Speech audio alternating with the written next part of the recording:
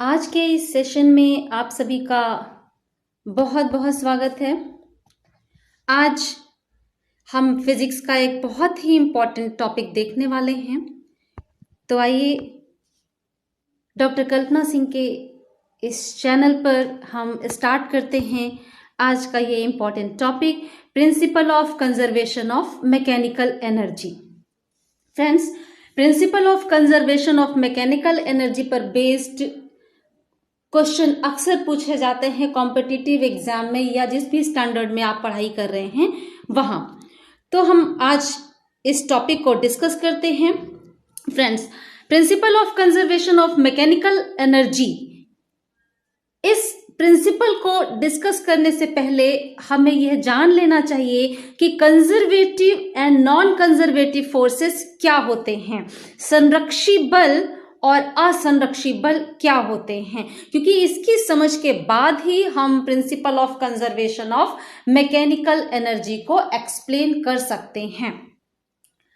तो friends, a force is conservative if the work done by the force in displacing a particle from one point to another is independent of the path followed by the particle and depends only on the end points. A force is conservative. हम force को उसी condition में conservative कहते हैं, उसी condition में हम उसे संरक्षी बल कहते हैं अगर उस फोर्स के कारण जो वर्क किया जा रहा है वो वर्क पाथ इंडिपेंडेंट हो। आप जानते हैं कि हम किसी ऑब्जेक्ट पर फोर्स अप्लाई करते हैं तो उस फोर्स के कारण ऑब्जेक्ट डिस्प्लेस होता है, अपनी पोजीशन चेंज करता है और जिससे आप वर्क डन कैलकुलेट करते हैं W is equal to F dot d, force और डिस्प्लेसमेंट का डॉट प्रोडक्ट आप वर्क को एक्सप्लेन करते हैं, उसे कैलकुलेट करते हैं।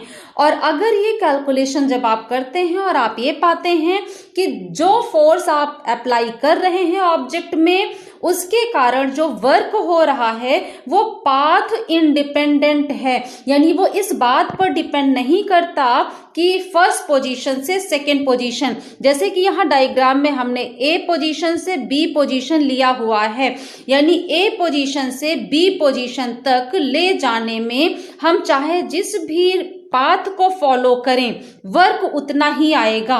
यहां हमने ए से बी तक जाने के लिए दो पाथ शो किए हैं। एक तो ये वाला पाथ आपने दिखाया जिसे पाथ 1 नाम दिया है और दूसरा हमारा पाथ 2, यानी दो पाथ हमने शो किए हैं। और ए से बी तक जाने के लिए अगर हम इन दोनों में से कोई भी एक पाथ सेलेक्ट करते हैं लेकिन उस फोर्स के कारण वर्क डन दोनों पाथ को फॉलो करने पर सेम आता है, तो इसका मतलब जो फोर्स फंक्शन कर रहा है, जो फोर्स एक्ट कर रहा है वो कंजर्वेटिव फोर्स होगा। इसी बात को मैंने अगले पॉइंट में एक्सप्लेन कर दिया है।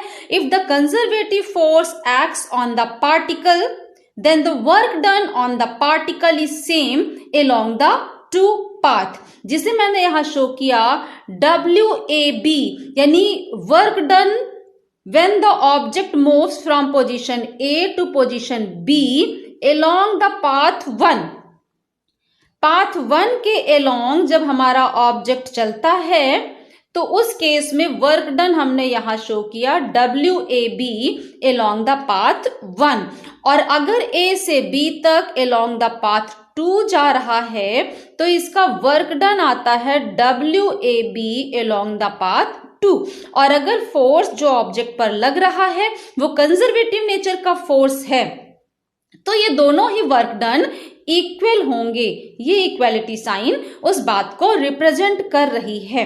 तो फ्रेंड्स, आपको कंजर्वेटिव फोर्स क्या है ये क्लियर हो गया होगा, और जो फोर्सेस या जिन फोर्सेस के कारण जो वर्क डन है वो इस फैक्ट को फॉलो नहीं कर रहा है वो नॉन कंजर्वेटिव फोर्सेस हो जाते हैं, असंरक्षी बल हो जाते हैं। अब इसी बात को थोड़ा सा और आगे चल के एक्सप्लेन करते हैं। अभी हमने कहा पोजीशन ए से पोजीशन 2 तक हमारा पोजीशन ए से पोजीशन बी तक ऑब्जेक्ट को लेकर जा रहे हैं। किसी भी पाथ को इनके बीच में हमने फॉलो किया, लेकिन वर्क डन पाथ पर डिपेंड नहीं करता, वो सिर्फ इस बात पर डिपेंड करता है कि किस पोजीशन से किस पोजीशन तक गया। यानी अगर इनिशियल पॉइंट और एंड पॉइंट फिक्स हैं तो कंजर्वेटिव फोर्स लगने के केस में वर्क ए से बी तक जाने में सेम रहेगा, चाहे जिस पाथ को फॉलो किया जाए। अब इसी बात को थोड़ा और आगे चल करके हम एक्सप्लेन करें। अब हम बात करेंगे राउंड ट्रिप की, यानी जो हमने कहा पोजीशन ए से पोजीशन बी तक ले गए, तो हम ये कहें पोजीशन ए से चले बी तक गए और वापस बी से चलकर ए तक आ गए, तो हमने एक क्लोज्ड पाथ को फॉलो किया और इनिशियल पोजीशन पर लौट आए। तो इस केस में क्या होगा फ्रेंड्स, इस केस में हम यहां दिखाएंगे, शो करेंगे आपको कि जब हम जिस पॉइंट से चलते हैं एक क्लोज्ड पाथ को फॉलो करते हुए वहीं तक लौट आते हैं, तो इस राउंड ट्रिप में अगर ऑब्जेक्ट पर सिर्फ कंजर्वेटिव फोर्स फंक्शन कर रहा है तो इस कंप्लीट राउंड ट्रिप पर जो वर्क डन आएगा वो 0 होगा। ऑब्जेक्ट जहां से चला वहीं पर लौट आया तो वर्क डन 0 होगा, जिसे यहाँ पे शो किया गया है। कंजर्वेटिव फोर्स जो कि वर्क कर रहा है ऑब्जेक्ट पर। अब यहां देखिए WAB is the work done when the object moves from position A to B along the path 1। A से B तक ऑब्जेक्ट जाता है along the path 1, उस केस का ये वर्क डन है। और इसी केस में अगर along the path 2 जाता है तो आपको ये वर्क डन मिलता है WAB along the path 2। और आप देख चुके हैं कि कंजर्वेटिव फोर्स के केस में ये दोनों ही वर्क सेम आएंगे।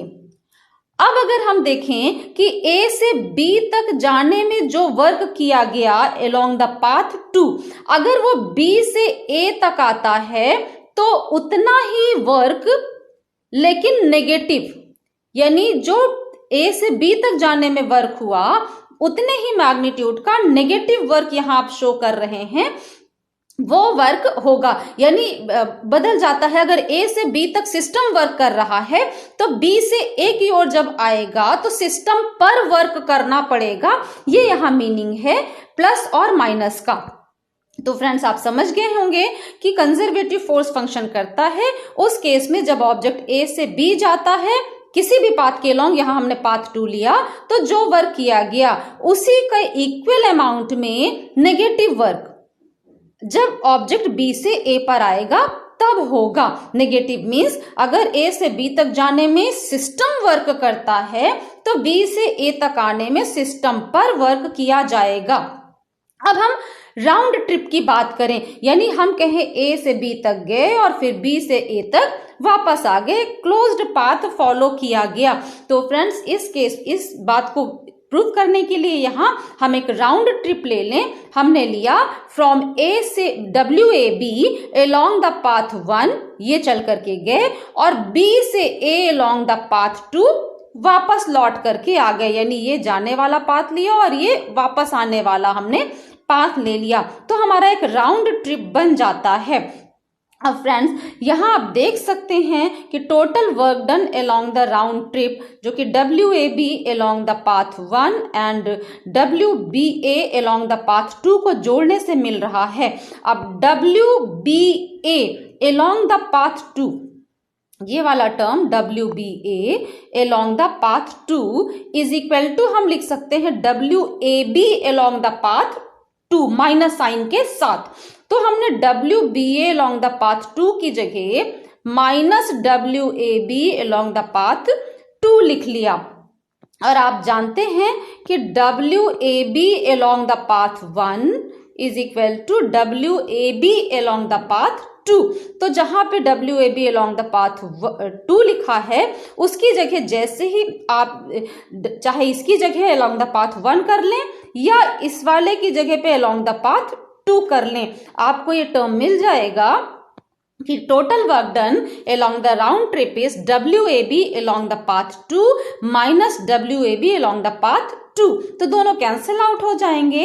यानी अगर कंजर्वेटिव फोर्स फंक्शन कर रहा है तो ऑब्जेक्ट राउंड ट्रिप अगर करता है यानी एक क्लोज्ड पाथ पे मूव करके जहां से चला था वहीं वापस लौट आता है, उस केस में वर्क डन 0 ही होगा।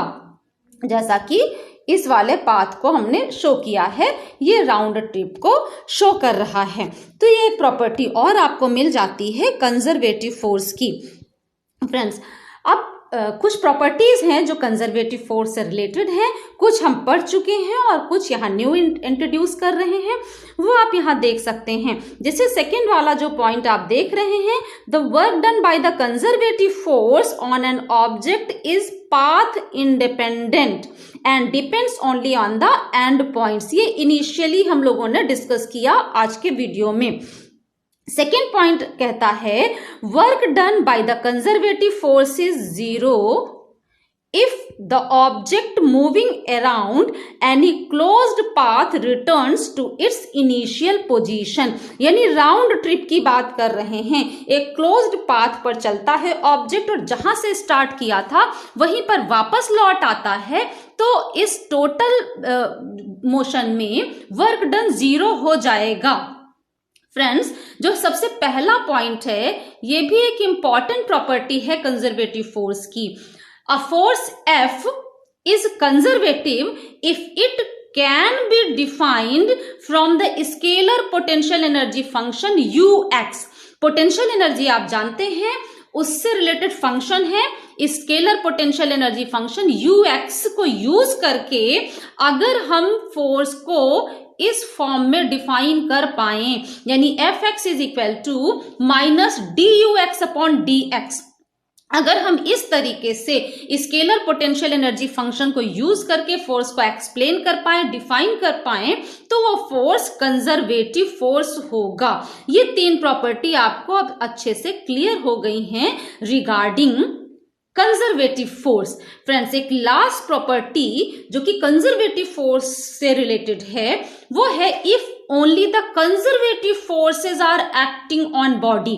किसी बॉडी पर, किसी सिस्टम पर अगर सिर्फ और सिर्फ संरक्षी बल कंजर्वेटिव फोर्स फंक्शन कर रहा है, then it's total mechanical energy remains conserved. अगर किसी ऑब्जेक्ट पर सिर्फ और सिर्फ कंजर्वेटिव फोर्स फंक्शन कर रहा है, then it's total mechanical energy is conserved. यानी अगर सिर्फ कंजर्वेटिव फोर्स फंक्शन करता है ऑब्जेक्ट पर, तो उस ऑब्जेक्ट की, उस सिस्टम की टोटल मैकेनिकल एनर्जी कंजर्व्ड रहती है। और यही चीज है जो हम पढ़ने वाले हैं, यानी principal of conservation of mechanical energy conservative force पर ही डिपेंड करती है, जिसे आपने देखा। यही स्टेटमेंट है principle of conservation of mechanical energy. So this principle states, कौन सा principle? The principle of conservation of mechanical energy. This principle states that if only the conservative forces are doing work on a body, if only the conservative forces are doing work on a body, then its total mechanical energy remains conserved। और क्या होगी mechanical energy? Mechanical energy means kinetic energy plus potential energy. That means अगर system पर सिर्फ और सिर्फ conservative force function कर रहा है जिसकी वजह से वर्क हो रहा है, उस केस में उस सिस्टम की total mechanical energy means kinetic energy plus potential energy conserved रहते हैं, मीन्स कांस्टेंट रहते हैं, फिक्स वैल्यू रहती है। यानी kinetic energy plus potential energy that is mechanical energy में कोई चेंज नहीं आता। सिस्टम में इनिशियली जितना काइनेटिक प्लस पोटेंशियल एनर्जी होगा उतना ही लास्ट तक बना रहेगा, कंजर्वेटिव फोर्स चाहे जितना भी वर्क करे। इसी बात को आगे शो किया है यहाँ पे। Let a body undergo a displacement delta x. कोई एक बॉडी है जिसमें डिस्प्लेसमेंट उस बॉडी का होता है delta x under the action of conservative force F x. यानी सिस्टम पर एक conservative force F x function करता है और इस कंजर्वेटिव फोर्स की वजह से उसका डिस्प्लेसमेंट होता है डेल्टा एक्स। तो अगर दोनों सेम डायरेक्शन के हम ले रहे हैं यहाँ पे, जिससे हमें ज्यादा कैलकुलेशन ना करना पड़े, अब अगर हम वर्क डन निकालते हैं तो वर्क डन आएगा force into displacement both same direction के हैं, यानी F x delta x, F x delta x ये वर्क डन हो जाएगा। और आप जानते हैं वर्क एनर्जी थ्योरम आपने पढ़ी होगी कि चेंज इन काइनेटिक एनर्जी, गतिज ऊर्जा में जो परिवर्तन आ रहा है, that will be equal to the work done, यानी कंजर्वेटिव फोर्स जो वर्क कर रहा है उसकी वजह से वर्क डन हमने बताया एफ डेल्टा एक्स, और ये वर्क डन किसके इक्वल हो जाएगा, ये होगा equal change in kinetic energy, गतिज ऊर्जा में परिवर्तन, यानी डेल्टा के बराबर, जिसे हमने यहाँ पे इक्वेशन 1 ले लिया है। वर्क एनर्जी थ्योरम से हमने लिखा change in kinetic energy is equal to work done, और वर्क डन कितना होगा एफ डेल्टा एक्स, जो हमें दे देता है इक्वेशन नंबर 1। ये इक्वेशन हमें मिल गई। अब हम पोटेंशियल एनर्जी, क्योंकि हमें मैकेनिकल एनर्जी को कंजर्व शो करना है, तो काइनेटिक मिल गई, काइनेटिक एनर्जी और पोटेंशियल एनर्जी दोनों चाहिए। हम चेक करेंगे कि change in kinetic energy plus change in potential energy, यानी काइनेटिक और पोटेंशियल दोनों एनर्जी में कितना चेंज हो रहा है। अगर चेंज नहीं होता है इसका मतलब मैकेनिकल एनर्जी कांस्टेंट है, ये हमें प्रूव करना है। तो काइनेटिक एनर्जी में चेंज हमने निकाला, अब हम पोटेंशियल एनर्जी का चेंज निकालें। तो पोटेंशियल एनर्जी, अभी आपने देखा था कि कंजर्वेटिव फोर्स अगर बॉडी पर वर्क करता है तो उस केस में हम फोर्स को इस पोटेंशियल एनर्जी फंक्शन के फॉर्म में रिप्रेजेंट कर पाते हैं, यानी F x is equal to minus d U x upon d x. Friends, अगर इसे आप सॉल्व करें तो आप लिख पाएंगे d U x is equal to minus F d x. इसी से आप लिखेंगे d U x is equal to minus F x d x, ये डी एक्स इधर चला जाएगा इंटीग्रेशन में। तो आपको यहां से कंडीशन क्या मिल गई, d U x is equal to minus F x d x, उसे हम डेल्टा के फॉर्म में लिखें क्योंकि हमें चेंज शो करना है। तो delta U is equal to minus F x delta x, ये हमें मिल जाता है अगर कंजर्वेटिव फोर्स फंक्शन करता है, क्योंकि ये कंडीशन सिर्फ और सिर्फ उस केस के लिए है जब कंजर्वेटिव फोर्स सिस्टम पर वर्क कर रहा हो। तो इक्वेशन 1 मिल गई और इक्वेशन 2 मिल गई। इक्वेशन 1 का लेफ्ट साइड हमें दे रहा है चेंज इन काइनेटिक एनर्जी, और इक्वेशन 2 का लेफ्ट साइड शो कर रहा है चेंज इन पोटेंशियल एनर्जी।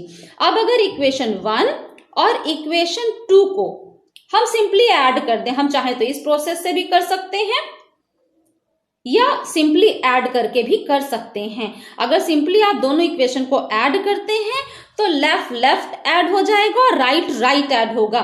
जब लेफ्ट से लेफ्ट को ऐड करेंगे तो लेफ्ट साइड आएगा delta K plus delta U is equal to में क्या आएगा, F delta x minus F delta x, यानी कैंसिल आउट हो जाएंगे।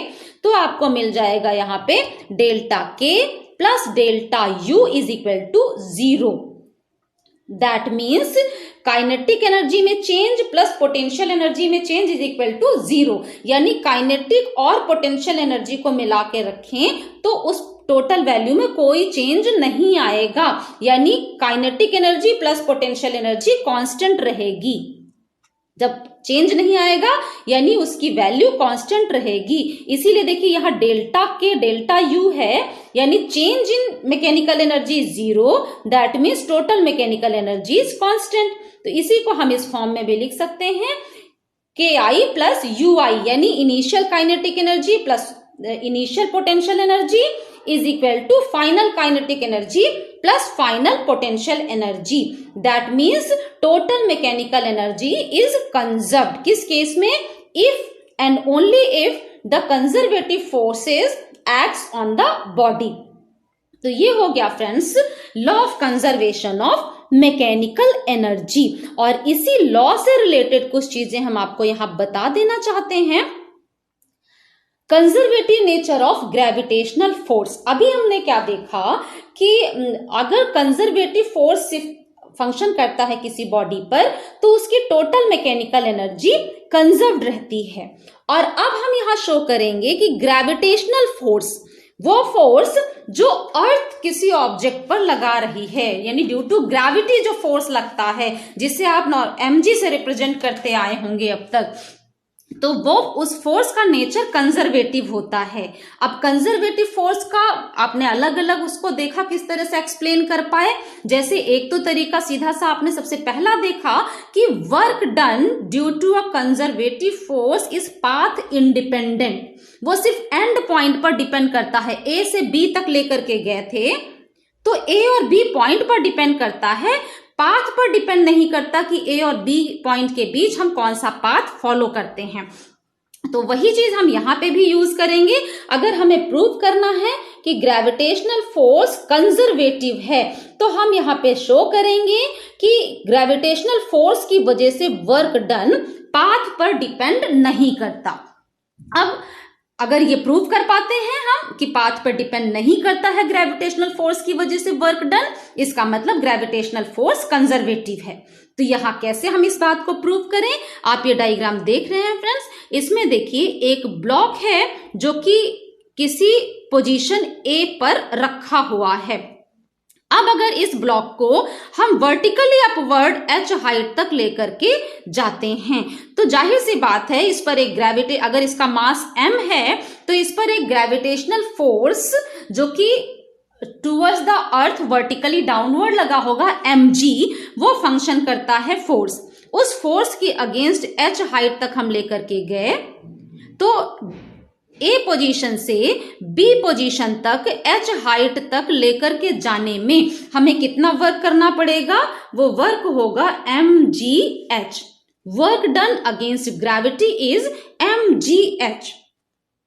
ये आप पहले से जानते हैं और निकाल भी सकते हैं। फोर्स इज इक्वल, आप work is equal to F dot D लगा के भी निकालेंगे तो यहाँ वर्क डन mgh ही आएगा।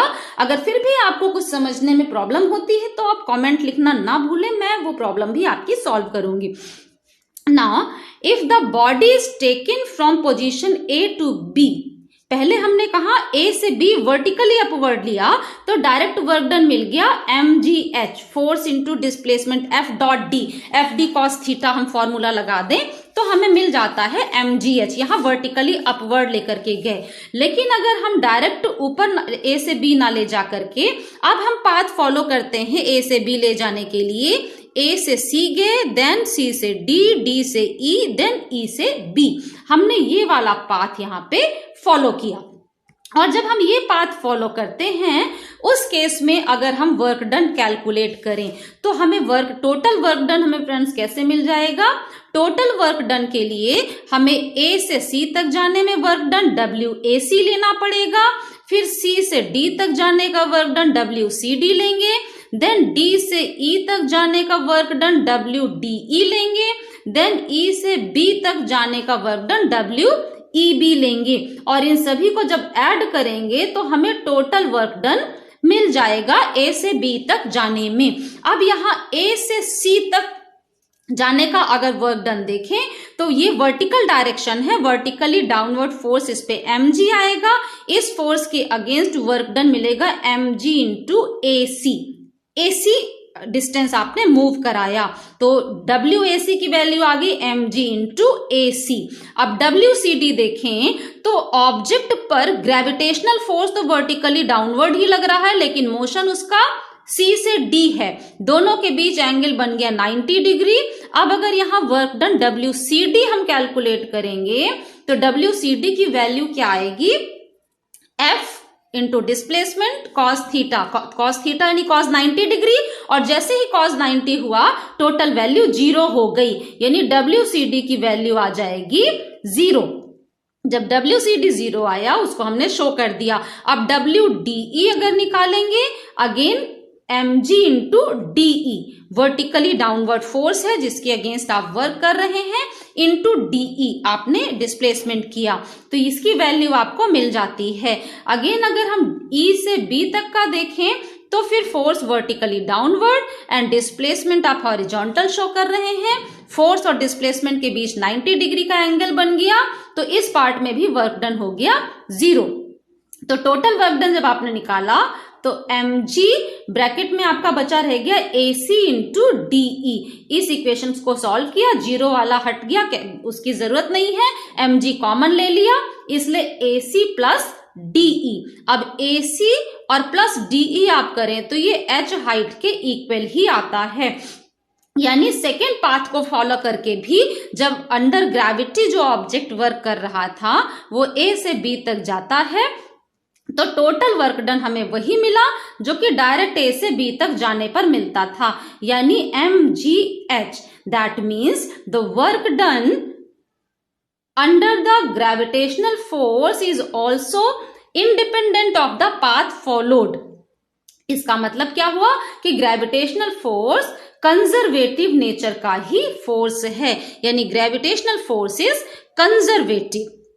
Thus, the work done in moving the body against gravity is independent of the path taken and depends only on the initial and final positions of the body.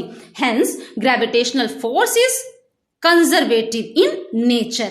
तो gravitational force का conservative nature आपको prove हो गया।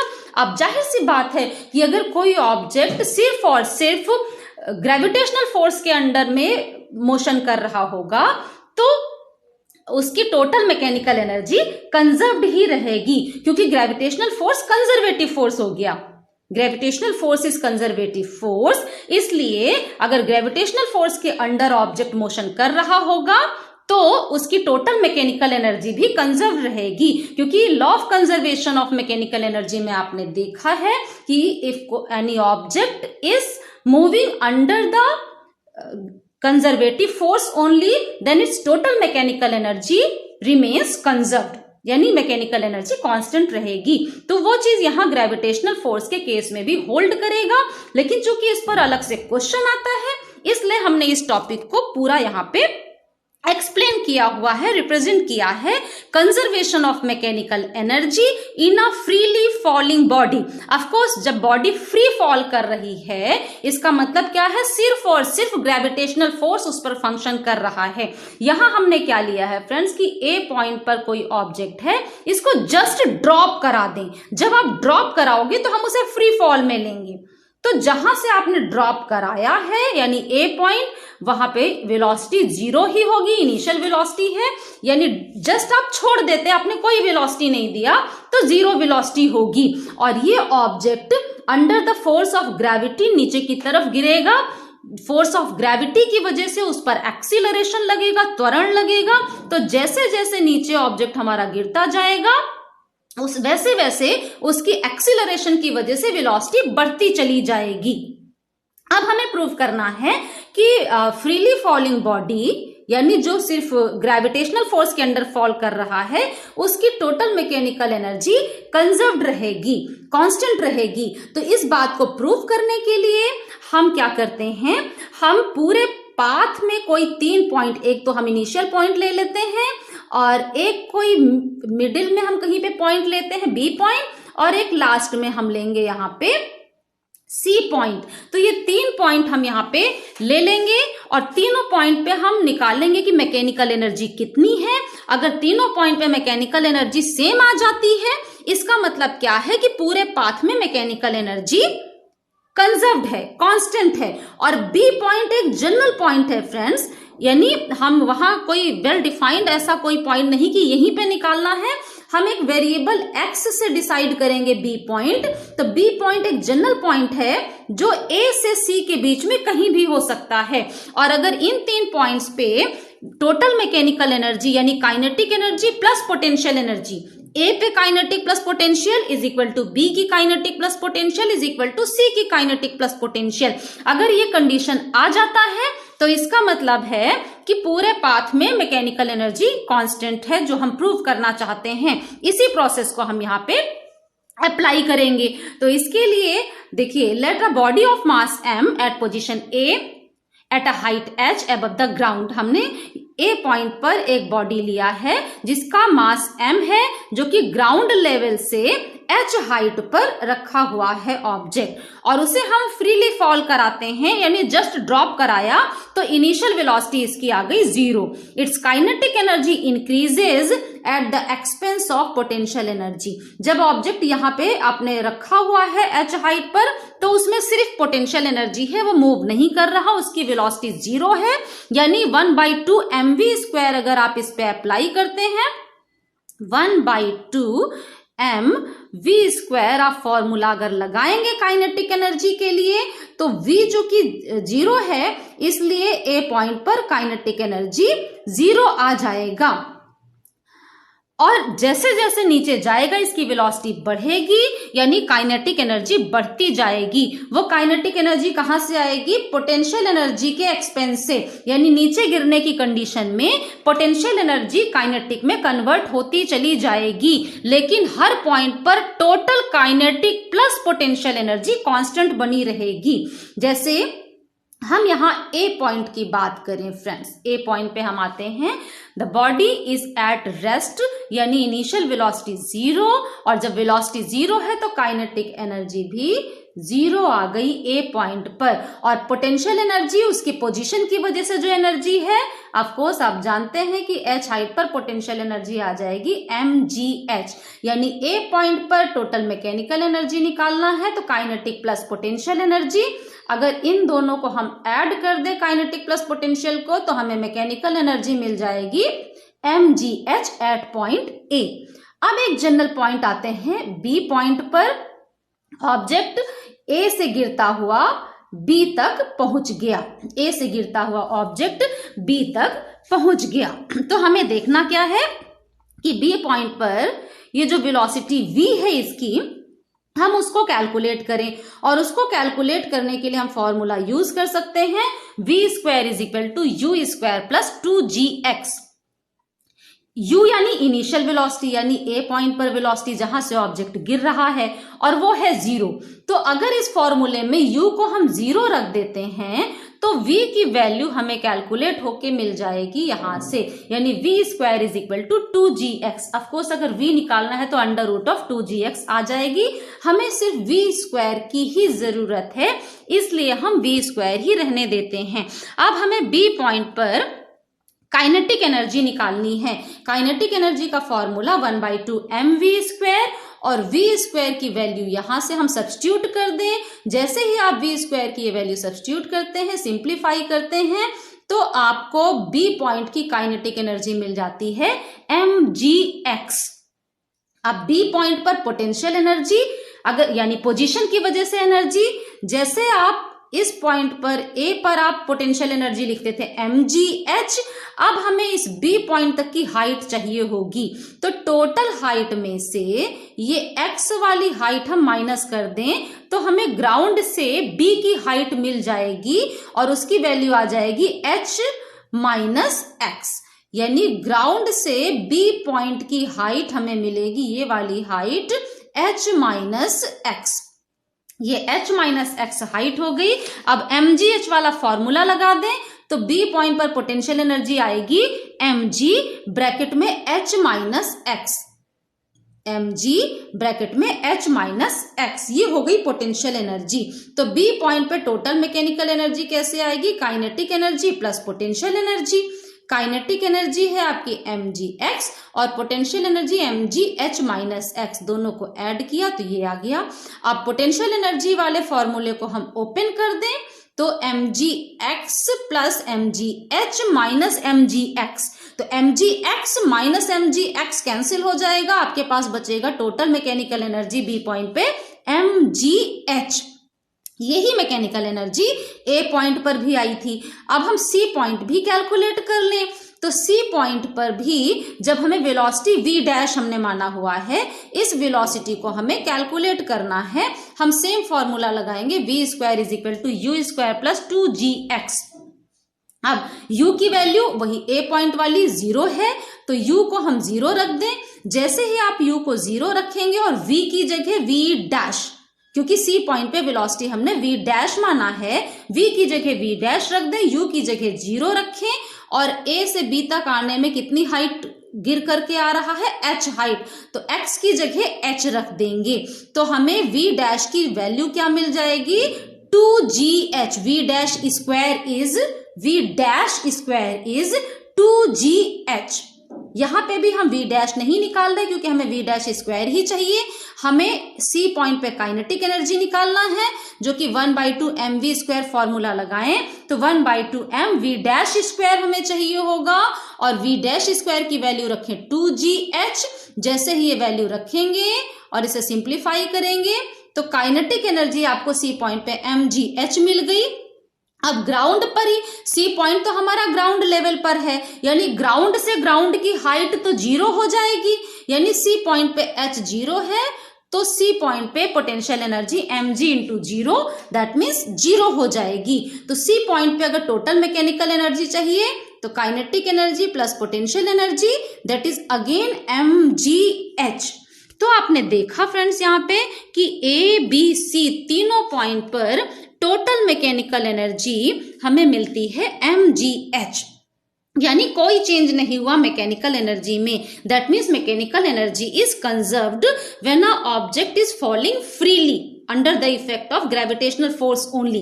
Clearly, when the body falls, its potential energy decreases and kinetic energy increases by an equal amount. जितना decrease करती है potential energy उतनी ही kinetic बढ़ रही है, यानी पोटेंशियल ही काइनेटिक में कन्वर्ट होती जा रही है। So it's total mechanical energy remains constant that is mgh at all the points. So total mechanical energy is conserved during free fall of a body. तो फ्रेंड्स आज के सत्र में इतना ही हम पढ़ेंगे एक regarding the law of conservation of mechanical energy, और आगे की जानकारी के लिए आप आगे के वीडियोस देखते रहिए। यदि ये वीडियो आपके लिए हेल्पफुल है तो वीडियो को लाइक करना और चैनल को सब्सक्राइब करना बिल्कुल भी ना भूलें। Thank you.